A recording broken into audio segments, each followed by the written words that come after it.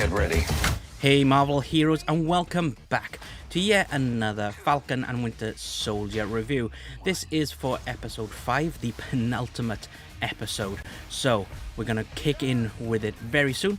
Like always, we will be doing a spoiler-free section and then move on into the spoiler section. But I will post up a alert when that is ready to go. But yes, if you're new to the channel, then hello and welcome. We do Disney Plus videos every single Wednesday and also other random updates throughout the month. If you'd like to check out our Patreon on patreon.com/Skybot film. And we do lots of different Disney rewards, such as digital rewards and some physical ones, but I'll go through those a little bit later. But let's get on with it now and let's move on in. Hey guys, so episode 5 of Falcon and the Winter Soldier. Well, wow, it's certainly is starting to ramp up a bit now. I'm starting to warm up to Sam, and that's something I thought I would never ever say, because this whole series I wanted to like Falcon and Winter Soldier more, because I didn't like them before, but at the start of the series still didn't like Falcon. Bucky was a bit, I think, and I really started to enjoy Bucky. And this episode, Sam, but I'm becoming to like him more as a character. Jack Robbins says, good morning Jack, how are you? So this episode was called Truth, and it was an hour-long episode, including the credits. It's about 52 minutes of the actual episode, and there was some really, really nice use of music in this, from a montage music to playing homage to previous shows, just like not the last one, the episode before, episode 3, with use of some Civil War music in there, not from the actual Civil War, from Captain America Civil War. But yeah, the characters are fantastic. Again, I thought in this episode Sharon's character wasn't played a lot, but I think in the next episode she will be a massive, much more larger part. I've just realized now I don't have my graphic set up at the moment for a spoiler alert, so I'm just gonna shout at you, spoiler alert, when it's coming to that.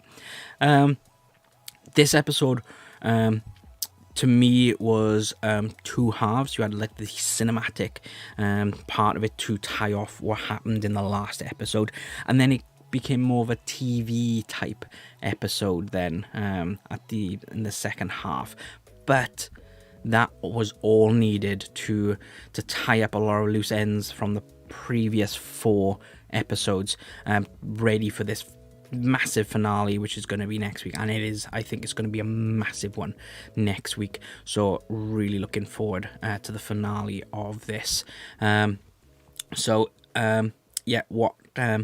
other things can I say about the spoiler free section? Again, the acting is brilliant. It's like I said, it's like Sam, for me, the character is improving, and everything. The humor in it is like it's spot on with the humor. I think it's just like they're not this is a joke. It's like these lines are said, and it's like I like that thing. So cool. Right, okay, so I'm going to come on to Jack's comment in a moment. So this is your spoiler warning. So if you haven't watched the episode yet, then I do recommend pausing the video here, go and watching it, and come back and join in with the conversation later. I'm going to bring this screen over here. There we go, that's better. I can see more of everything now instead of me looking over there. If you like to click on that subscribe button down below and the notification bell, because we do reviews on all different Disney things, Star Wars, Marvel, a lot, quite regularly now, which I'm I'm glad to say that we can do these quite regularly, and yes, we want to get you guys more involved. It's like Jack is you pop along pretty much every single Friday to have a chat with us about all these different reviews. So thank you very much for coming, because you started with WandaVision and you've seen it through with Falcon. So thank you very much for that. We want you guys to carry on doing that as well. We do have our Patreon launch, which is patreon.com/Skybot Film, and in April, so if you sign up before the 29th of April, then you will receive all these cool little gubbins as well. So you got a badge that says I'm a Disney lover, and there's also another badge which we will be bringing out at some point, which says stay calm and watch on Disney Plus UK, which we show on this channel. But yeah, it's like these are very limited time. They're only available in April, and we may, if we have stock left, casually just hand them out. But once these are gone, these are gone. So make sure to sign up for the Ultimate Edition tier on our Patreon. But that is it for your spoiler warning. We're gonna head into spoiler territory now. And right, okay, so Jack says, I'm still thinking either Sharon Carter is the power broker, or this Val character will make or turn John into the power broker. I think Val will turn John into the US agent, and I also think then that I still believe that Sharon is the power broker from that very tiny scene where she's in this like gallery type thing, really, with all these artifacts everywhere. I'm just coming further away from the mic because I haven't got my pop shield on, so you're hearing that all the time. But yeah, I think she is the power broker, and especially when she was on the phone saying something about like we won't break you out next time or something like that. I think she is the power broker there. So we will see more about that next week, I think. Not too sure how she can fit into other sorry, my mic seems to be going a little bit funny all the time. There we go. I'm gonna have to change channels. I think this channel is dodgy. But yeah, I think she is the power broker, and I don't know how she can fit in with other series other than this. But who knows? They might have plans for that. Piotr says that Fallout guy poster with the showing fingers. Yes. Which one? That one there? Yeah, cool. Yeah, I got all of them back up on behind me. Jack says, I did some research on this Val character, and she apparently involves with mutants. Is John now considered as a mutant because of the serum? Sus Sharon Carter. Yeah. I don't think you would class John as a mutant because he wasn't born with the gene. That's how you become a mutant, is if you're born with that gene. So Scarlet Witch and Quicksilver in this universe aren't mutants, because they had their powers from the Mind Stone. So they will bring in the mutants somehow, but I think that will be more of a this multiverse thing. But we'll talk about that when Doctor Strange comes out. So first of all, new Cap John was on the run after what he did. And yeah, I thought that was really, he picked up right where he left off, him running off, and then he was like, see him battling things in his head and stuff like that. And then obviously Bucky and Sam come along, and he says, you don't want to do this. One of my favorite lines then, he goes, where Bucky goes, yeah, we do. And it's like, brilliant. Did you watch the post-credit scene? What sort of shield was that? There was a post-credit scene. I skimmed past to see if there was a post-credit scene to hurry up and get things ready for you guys. So no, I missed it. So there we go, guys. There is a post-credit scene. I'm going to go back probably on my lunch break now later and go and watch that post-credit scene. Thank you very much, Jack, for pointing that out. I was wondering whether they were going to change the shield, but there we go. Another point with this starting fight, it's like Walker tends to go in for the kill shots with the shield all the time. It's like he comes down with the pointy part of the shield, the edge, whereas Steve would come down with the blunt part to like just bludgeon them really, like instead of impale them. So that was like, whoa. Oh, sorry, no, don't be sorry at all. I'm glad you did point it up, because otherwise I would never have known. And he says, the bit where he says, "I am Captain America," and then rips off Sam's wings. Didn't really feel for that, really. I thought he was choking him first of all, but then when he rips off the wings, it's like, oh, right, okay. I didn't really feel, because I don't really feel much for the Falcon's character, and if he had like a real love for these wings and stuff, because I do believe that those weren't the original wings, or they were, but they've been upgraded by Stark Tech. So it's like, you just make another one. And that's kind of what happens. Then the Wakandans make him a new one at the end, which I was really itching to see, and that is the cliffhanger when you open up the case, and I thought we were going to have a glimpse of it, but no. So I really can't wait to see what that shield is going to look like next week.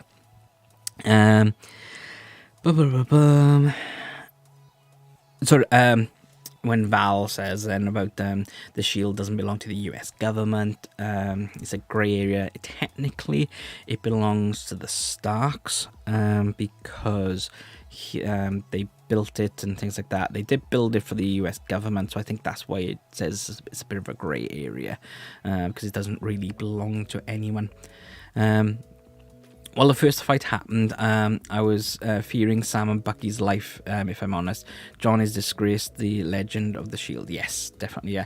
I knew that they weren't going to die at all, but it was interesting to see. But the last bit of that fight that I want to make a note of is when they do win the shield, and Bucky picks it up and he throws it down next to Sam with the blood facing him, kind of like a, this is on you. You give up the shield and this is what happened. So he is blaming him. And then later at the end, then he says, I don't blame you for what happened, blah, blah, blah, blah, blah. So that's him pretty much admitting that's what he was saying when he threw the shield down next to him.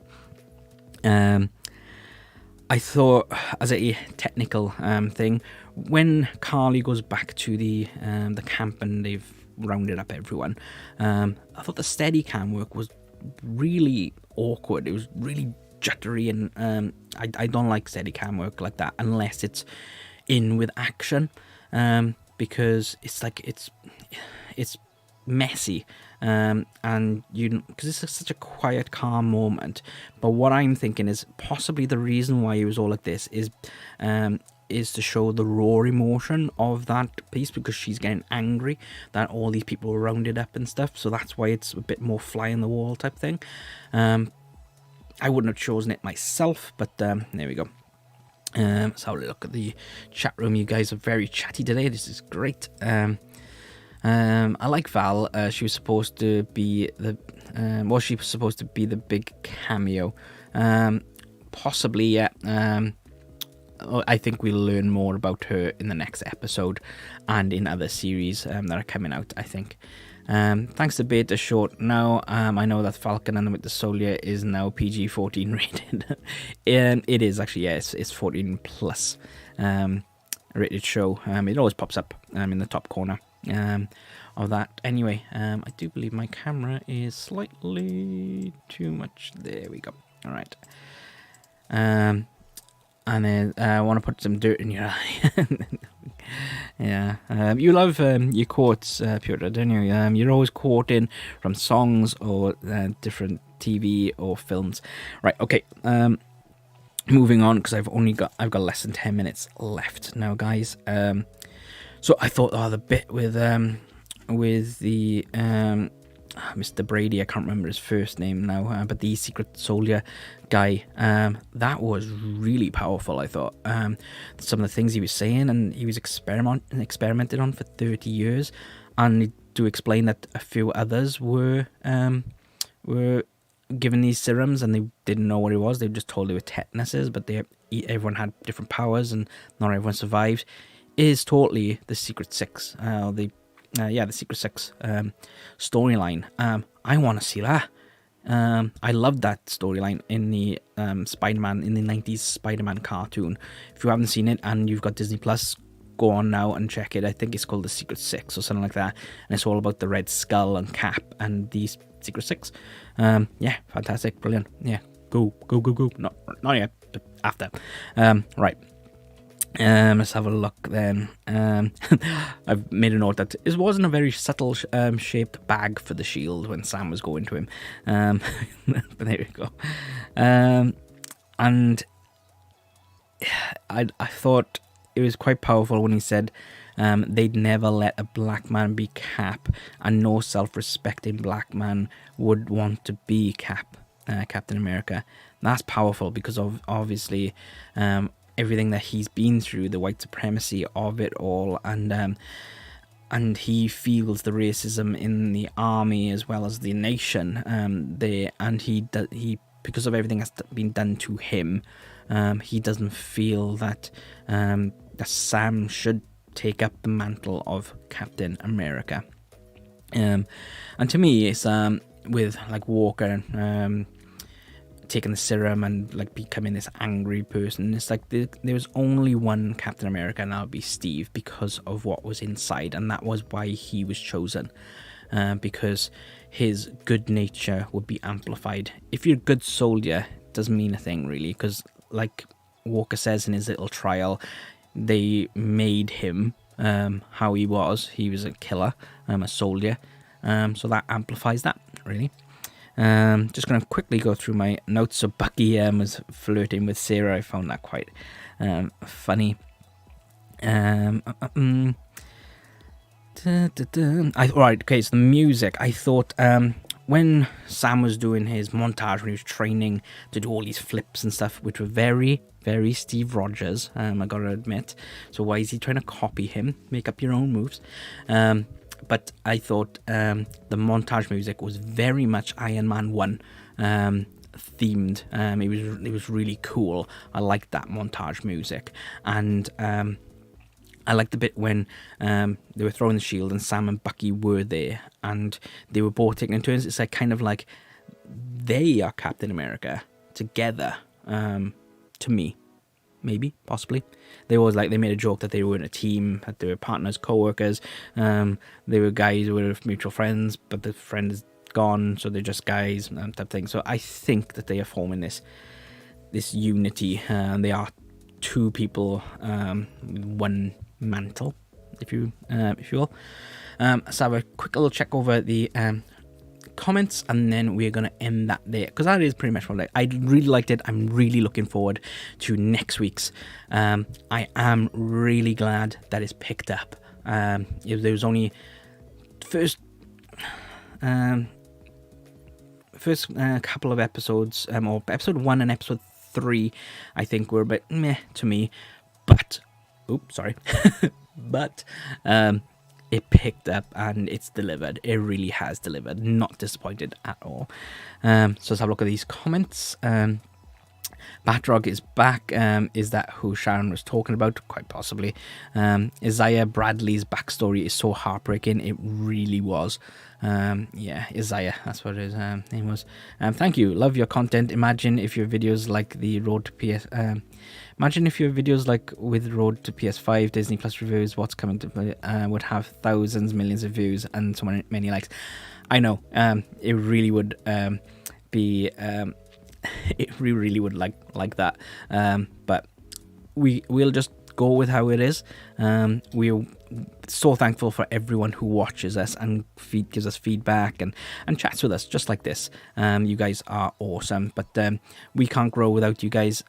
We need your help to share it out with your friends, encourage them to subscribe and come and chat with us as well. And as we grow, and as our Patreon grows and things like that, then we can offer far more content for you, because we do these outside of our jobs and things. So we can't give as much time, and that's why I'm rushing off as well now, because I have to pay the bills. I have to keep the lights on, as they say. Jack then says, when things didn't go John's way, do you find it satisfying? I still don't like it when he keeps saying he's Captain America, he's not. Well, that's the whole point, isn't it? He's trying to convince himself really that he's Captain America, when deep down he knows he's not Captain America as well. One last question. Have you seen Alias? I'm thinking of watching it on Star. I haven't, but I've heard really good things. People love Alias. I first came to this channel on the Revolution and the Dalek specials on New Year's Day. So that was Johnny's review of that. Johnny has started his Who News little series, and next month on Patreon you can get the Who News, sorry you can't really see it, the Who News badge, as well as some other bits and bobs as well. Quite a few Doctor Who sticker rewards next month on Patreon. Yeah, so he's going to be doing those Who News every month, and he will be posting up your comments about Doctor Who. If they've nothing to do with Doctor Who, then he probably won't be mentioning your comments. So you just answer his questions that he asks in the video, and get involved with the Monster of the Month as well, to pop up on there. And as our Patreon grows and we get more funding and things like that, then we can possibly give some things away to some of the people that who comment. And I know he will be doing a review of the Doctor Who experience that's in London at the moment. I was going, but due to the pandemic, I can't go over there, so Johnny will be doing that by himself, with Rebecca, who done the voice of the I'm thinking of another name now, Mistress of Mystery. I was thinking of Lady Enigma, because with our card game we've changed all the names of them for copyright reasons, but yeah, so make sure to check that out when it comes out. I am gutted that I couldn't go. It's like I funded it for Johnny, with help from you guys, from watching these videos, and from our patrons as well. And I'd like to thank our patrons at the moment as well. You guys are awesome. So thanks very much for joining us on there. But I do have to leave now, guys. Thanks very much again for watching, and I'll see you next week now for the finale. I can't wait. I'm going to see if I can start work a little bit later, just so I can spend a bit more time with you guys. But I might do an overall review then of the whole thing after. Not 100% sure on that. And I will be doing reviews of Bad Batch. But that might be not in the morning. That might be in the evening time for that. But till next time, guys. Goodbye.